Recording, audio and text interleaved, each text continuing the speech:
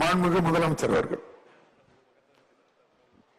மாண்புமிகு பேரவைத் தலைவர் அவர்களே, குறுக்கிடுவதற்கு மன்னிக்கவும்.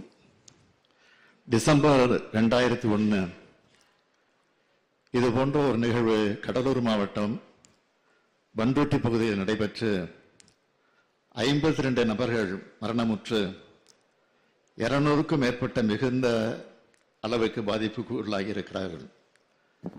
அப்போது உரிய நடவடிக்கை சரியாக எடுக்கப்படவில்லை என்று எல்லோரும் கருத்து தெரிவித்திருந்தனர்.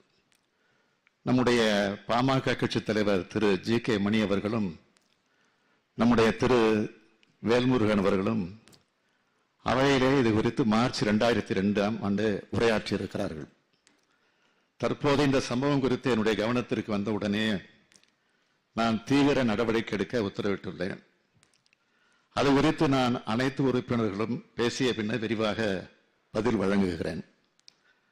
அப்போது சரிவர நடவடிக்கை எடுக்கப்படவில்லை.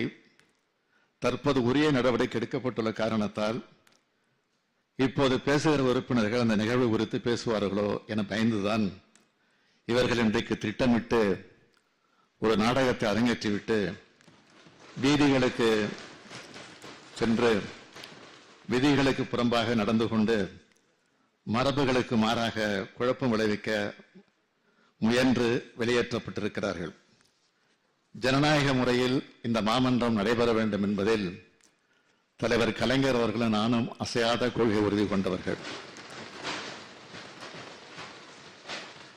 மானிய கோரிக்கைகள் மீதான விவாதத்திலே பிரதான எதிர்க்கட்சி உறுப்பினர்களும் கலந்து கொண்டு தங்கள் கருத்துக்களை தெரிவிக்க வேண்டும் என்பதில் கொள்கை உறுதி கொண்டவன் இந்த முதலமைச்சர்.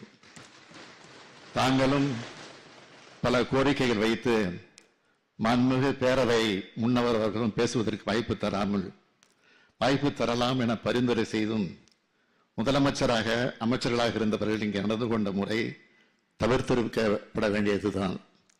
பேரவை விதி 120 கீழ் பேரவைத் தலைவர் நடவடிக்கை எடுத்துள்ளீர்கள்.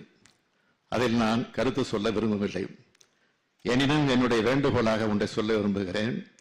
இன்றைக்கு காலையிலும் மாலையிலும் மானிய கோரிக்கை மீதான விவாதம் நடைபெற உள்ள நிலையில் வெளியேற்றப்பட்டவர்கள் இந்த அவைக்கு வினாக்கள் விடைகள் நேரம் முடிந்த பின்னரே அனுமதிக்க பெறலாம் எனும் வேண்டுகோளையும் பிரதான எதிர்க்கட்சி தன்னுடைய கருத்தினை பதிவு செய்ய வாய்ப்பு தர வேண்டும் என்றும் இதனை தாங்கள் பரிசீலித்து ஆவணம் செய்ய வேண்டுமாறு கேட்டு அமைகிறேன்.